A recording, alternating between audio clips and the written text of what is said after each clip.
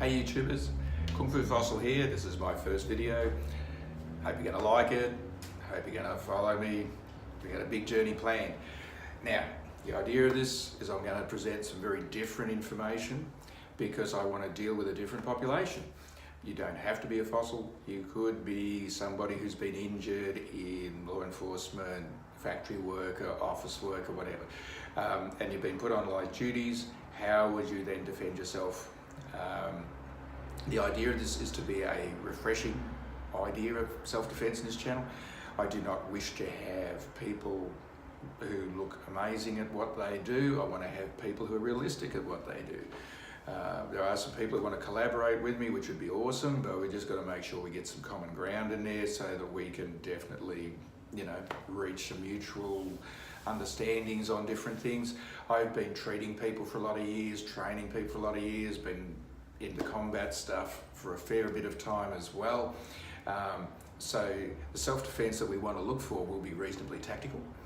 But we've got to look at what happens if you've, say, hypothetically had knee replacement, a hip replacement, you have a cage in your back, you've had a laminectomy, you've had multiple shoulder reconstructions, you've had shoulder replacements, you've had mastectomies, micromastectomies, you get into all of these different areas.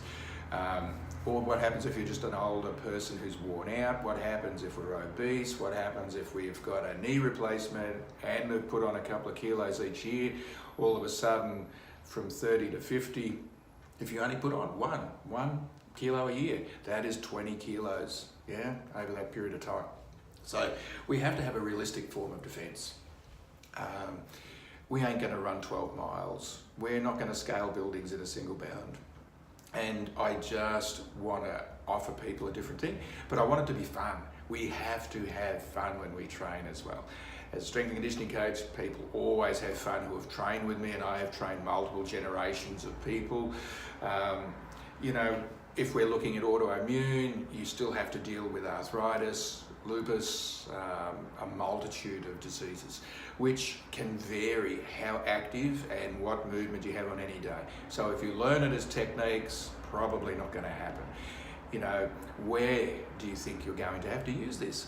Probably getting in and out of your car. Someone's going to go for some dollars, credit cards, whatever. In your house, if you've got the wind down shutters, you've got all of these methods of security of holding yourself in. What happens if someone just drops through the roof? How do you get out? You're now in like a jail that you cannot get out of.